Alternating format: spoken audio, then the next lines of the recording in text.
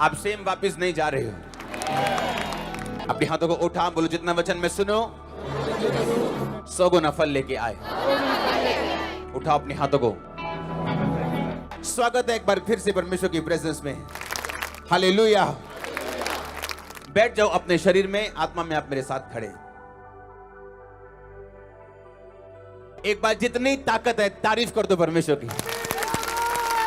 Hallelujah. मेरा ये believe है कि आज का वर्ड आपको ब्लेस करेगा। अपने हाथों को उठा, बोले इस वचन को सुनने से पहले मैं अपनी आत्मा को तैयार करता हूं। आमीन। मेरा ये बिलीव है कि परमेश्वर का आत्मा आपको छुए और परफेक्ट करे आज। आप तैयार हो सुनने के लिए? आप आए नहीं हो, आप लाए गए हो। आप लाए गए हो क्योंकि परमेश्वर का आत्मा आपको छूना चाहता है, इसलिए लाए गए हो। आप विश्वास करते हो कि नहीं? सुना नहीं मैंने कहा, विश्वास करते हो कि नहीं? तारीफ करो जोर से। हालेलुया। अपने पड़ोसी को बोलो, परमेश्वर के लिए कोई भी काम असंभव नहीं। आमीन। मैं आपको 5 चीजें आज बताऊंगा। आप तैयार हो सुनने के लिए?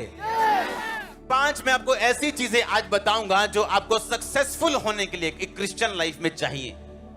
और अगर ये नहीं है, आपकी लाइफ कच्ची पक्की होगी और परमेश्वर ने चाहा आपकी लाइफ ऐसी हो, आपकी लाइफ डगमगाए। बाइबल कहती है परमेश्वर का रास्ता, धर्मी का रास्ता एक ऐसे सूर्य के समान है जिसकी ज्योति दोपहर तक बढ़ती ही जाती है। आप जानते हैं मसीह लाइफ में आपको अप डाउन जाने के लिए नहीं बुलाया गया।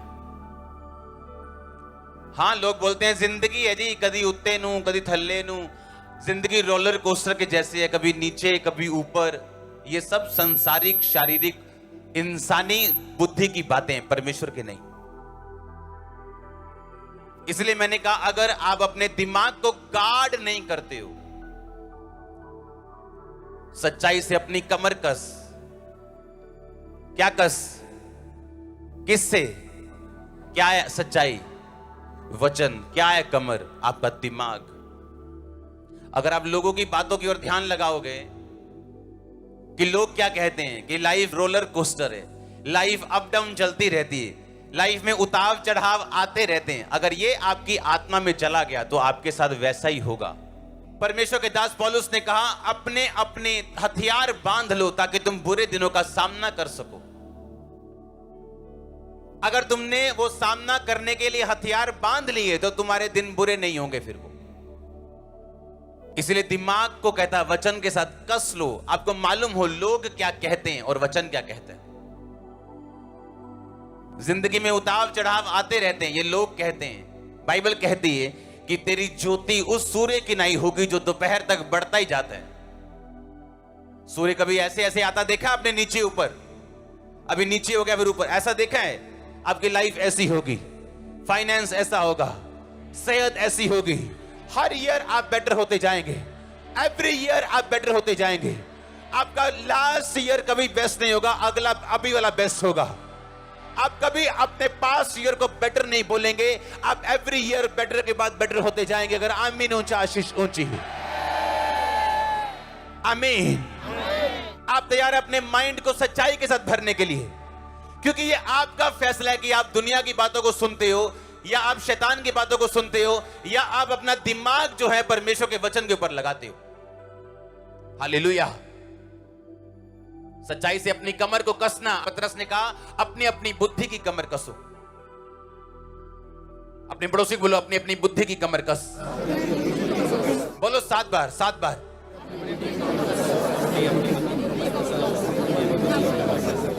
आमीन। सच्चाई क्या है? वचन। बुद्धि क्या है? अगर ये कसा हुआ नहीं है वचन से, आपको लोगों का ओपिनियन मैटर करेगा।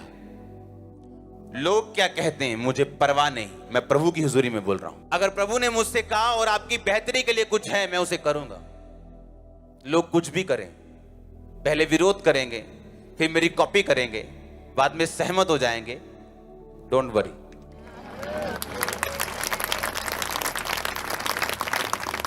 पहली चीज जो आपने अपनी लाइफ में रखनी है, अगर आप सक्सेसफुल क्रिश्चियन होना चाहते हैं, तो वो ये है, आपकी प्रार्थना सेल्फ सेंटर्ड नहीं होनी चाहिए। लिख लो पहला पॉइंट। बाइबल कहती है यहोजकेल जब परमेश्वर के सामने गया तो परमेश्वर ने कहा, यहोजकेल क्या ये हड्डियां जी सकती हैं? उसने कहा, परमेश्वर तू ही जानता है। क्या ये हड्डियां जी सकती हैं? उसने कहा, परमेश्वर तू जानता है। कहा कि नहीं कहा? यहोजकेल अगर ये कहता, हां परमेश्वर ये हड्डियां जी सकती, तो वो गलत होता। क्यों? क्योंकि यहोजकेल को ये मालूम नहीं था कि ये हड्डियां किसी श्राप की वजह से, परमेश्वर के साथ सहभागिता टूट जाने की वजह से सूखी हैं या वैसे ही सूखी। अगर वो ये कहता हां ये जी सकती हैं, तो उसमें यहोजकेल का अपना आप नजर आता, जो कि परमेश्वर नहीं चाहता कि प्रार्थना करते वक्त आप उसे नजर आए, आपकी मैं नजर आए। बाइबल कहती स्वर्ग में कुछ दूत ऐसे हैं जिन्होंने अपने पंखों से अपने चेहरे को ढांपा हुआ है। पता है क्यों? ताकि जब आप या कोई और बंदा या खुदा का दास जब उन्हें देखे स्वर्गीय दर्शन में, तो कभी उसके साथ, परमेश्वर के साथ उनका आपस में कंपैरिजन न करना शुरू कर दे। यहोजकेल ने कहा, नहीं परमेश्वर मैं नहीं जानता ये हड्डियां जी सकती हैं कि नहीं। अगर वो कहता हां जी सकती, तो इसका मतलब उसका अपना आप नजर आ रहा था। उसने कहा, मेरे को नहीं मालूम ये हड्डियों के सूखने का कारण क्या है, तो मुझे कैसे मालूम कि जी सकती है कि नहीं। अगर वो कहता नहीं जी सकती, तो यह भी गलत था, क्योंकि वो परमेश्वर की पावर के विश्वास के खिलाफ था, क्योंकि परमेश्वर की पावर से वो हड्डियां जी सकती थी। आज के बाद अगर आप सक्सेसफुल होना चाहते हो और परमेश्वर के दाहिने हाथ को, भयानक कामों को, बड़े कामों को, एक रसौली गायब होना और बेबी के रूप में परिवर्तित होना, यह भयानक काम है। अगर ऐसे बड़े काम देखना चाहते हो, तो जब प्रार्थना करने के लिए आज प्रभु की हुजूरी में बैठोगे, तो आपकी प्रार्थना सेल्फ सेंटर्ड और मैं के ऊपर नहीं होनी चाहिए। आमीन। आप प्रार्थना करने के लिए बैठते हो, सबसे पहली प्रार्थना क्या है? हे परमेश्वर, मैंने जो वीजा अप्लाई किया है, तेरे दूत उसको छुएं, एम्बेसी में चले जाएं, एम्बेसी के घर में चले जाएं, काउंसलर के गले को दबा दे, कान को दबा दे, मार दे उसे, प्रभु वीजा चाहिए मेरे को। इसका मतलब आपकी प्रेयर सेल्फ सेंटर्ड है और पूरे चांस हैं आपकी प्रार्थना का उत्तर ना आने के, क्योंकि बाइबल इस प्रकार कहती, उसमें लिखा, तूने मांगा पर पाया नहीं, इसलिए तू व्यभिचार में उसे उड़ा दे। हालेलुया। तूने मांगा पर पाया नहीं, इसलिए कि व्यभिचार में उड़ा दे। अगर तुम खुदा की सेवा करोगे, तो क्या लगता है खुदावन तुम्हें मजदूरी नहीं देगा? तुम उसकी महिमा करोगे, तुम्हें क्या लगता है वो तुम्हें ऊंचा नहीं करेगा? तूने जो मेरे नाम को जान लिया और मुझसे प्यार किया, इसलिए मैं तुझे छुड़ाऊंगा। बाइबल ये ऐसे कहती है, हाँ या ना? कहती है कि नहीं कहती? लेकिन जब प्रार्थना सेल्फ सेंटर्ड है, पहली प्रार्थना जब आप वचन में बैठे, प्रार्थना में बैठे, आपकी पहली प्रार्थना होनी चाहिए, परमेश्वर मैं तुझे और जानना और समझना चाहता हूं। दूसरी प्रार्थना होनी चाहिए, परमेश्वर मैं तेरे वचनों की गहराई को समझना चाहता हूं। तीसरी प्रार्थना आपकी गैर भाषा होनी चाहिए। चौथी प्रार्थना आपकी कमियां, कमजोरियां होनी चाहिए कि परमेश्वर ये मेरी लाइफ की कमजोरी है जिससे मैं बाहर आना चाहती हूं, बाहर आना चाहता हूं।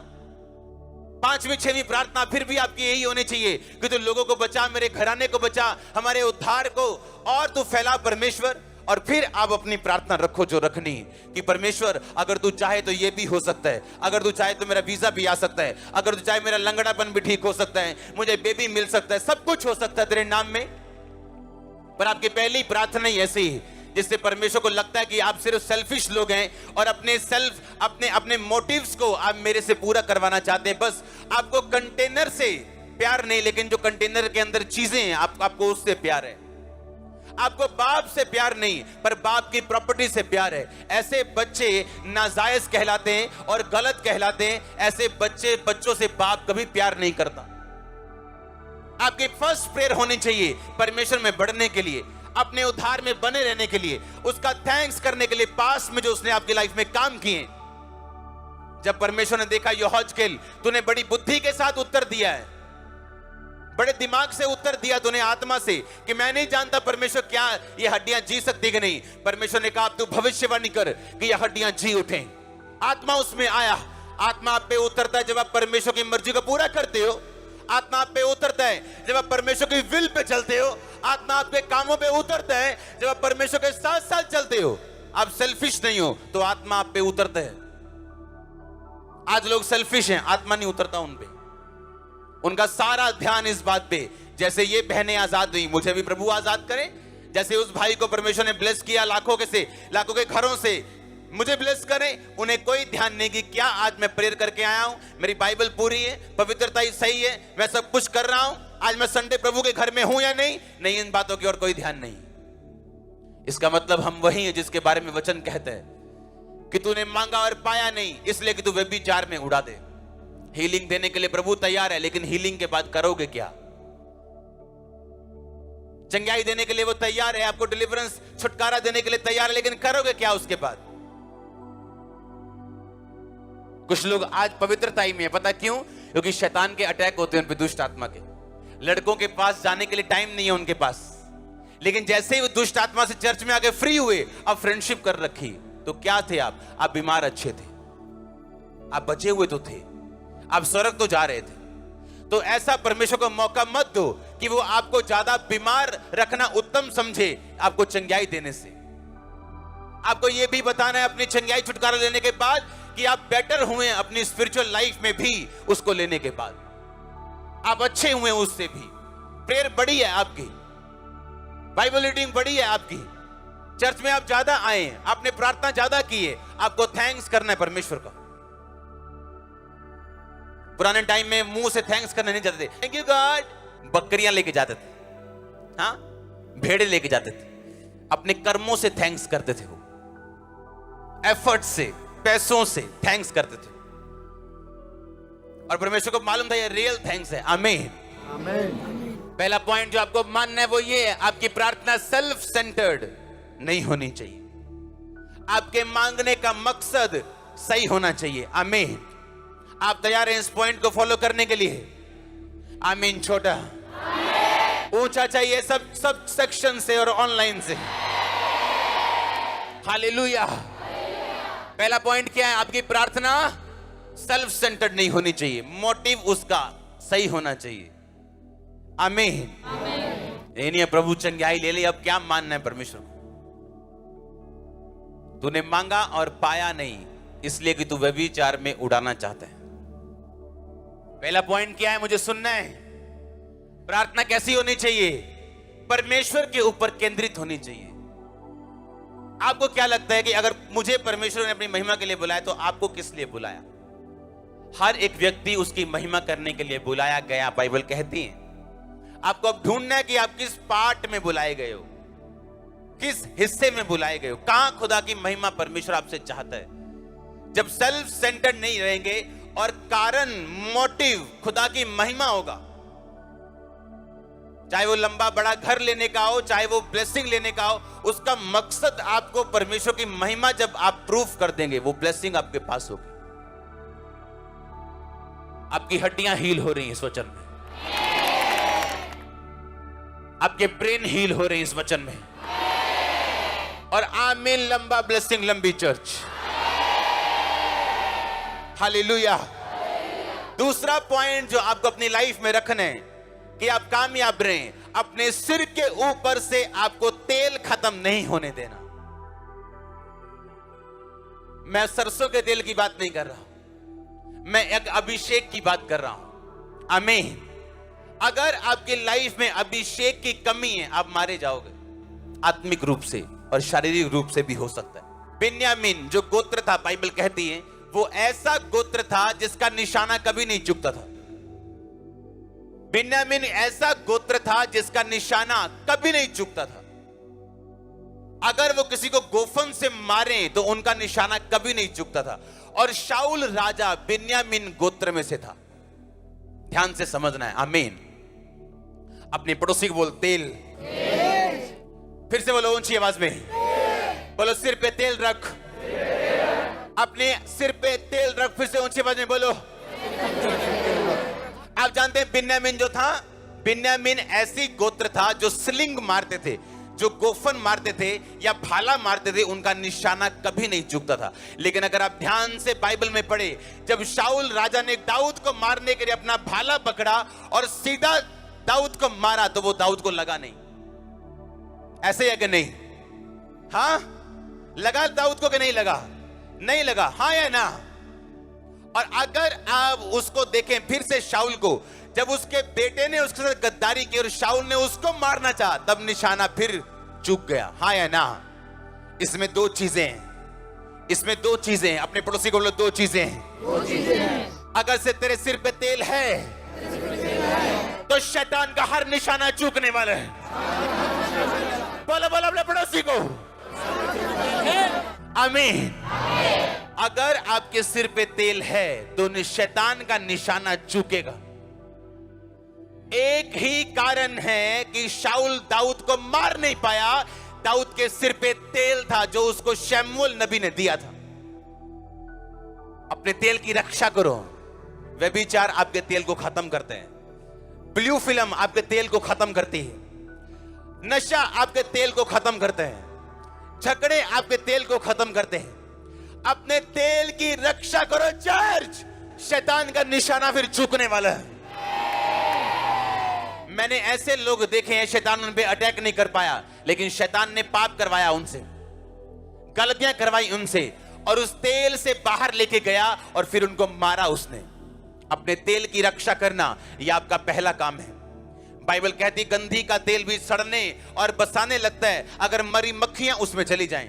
गंधी का तेल एक सुगंधित तेल होता था, महंगा तेल होता था, लेकिन उसमें भी बदबू आने लगती है अगर मरी मक्खियां, अगर पाप उसमें चला जाए तो। आज से मेरी प्रेयर ये है कि आपका तेल कभी खत्म ना होने पाए, आप कभी शर्मिंदा ना होने पाए। अगर आमीन ऊंचा है चर्च। आप इमेजिन कर सकते हैं, 5 कुंवारियां समझदार थी, 5 मूर्ख थी। समझदार ने और तेल लिया और वो शर्मिंदा नहीं हुई। आप उन्हीं लोगों को शर्मिंदा होते देखते हैं अपनी लाइफ में जिनके अंदर तेल की कमी है, अभिषेक की कमी है, सामर्थ की कमी है। शाऊल बिन्यामीन के गोत्र का ऐसा राजा जिसका निशाना कभी नहीं चुका, 2 बार उसका निशाना चुका। पहली बार उससे जिसके सिर के ऊपर तेल था, दाऊद के ऊपर, और दूसरी बार उससे जिसके सिर के ऊपर तेल था, उसकी मदद करने के कारण योनातन के ऊपर भी वो निशाना नहीं लगा। आप 2 तरह से सुरक्षित रहते हैं, एक तो आपके अपने सिर के ऊपर तेल हो, और दूसरा जिसके ऊपर है उसको सपोर्ट करना। आप बचते हैं फिर। पहला आपके अपने सिर के ऊपर तेल होना, दूसरा उसको सपोर्ट करना जिसके सिर के ऊपर तेल है। शैतान का निशाना आप पर चूकने वाला है। आप बचने वाले हो, ये प्रोफेसी है। आप बचने वाले हो, ये प्रोफेसी है। आमीन ऊंचा चाहिए, ब्लेसिंग ऊंची चर्च। मैंने कहा शैतान का निशाना चूकने वाला, अगर आमीन ऊंचा आशीष आपकी। आप मेरी बात को समझ पा रहे हैं कि नहीं?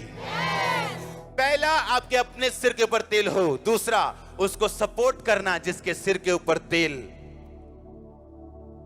बिन्यामीन जिसका निशाना कभी नहीं चूकता, दाऊद के ऊपर से चूका, योनातन के ऊपर से चूका। उस शैतान ने जिसने आपके मोहल्ले में 10 मारे, आपको नहीं मार पाएगा। मैंने अगर अपनी लाइफ में किसी चीज को सुरक्षित रखा है, वो मेरा तेल है। ये नहीं जाने दिया।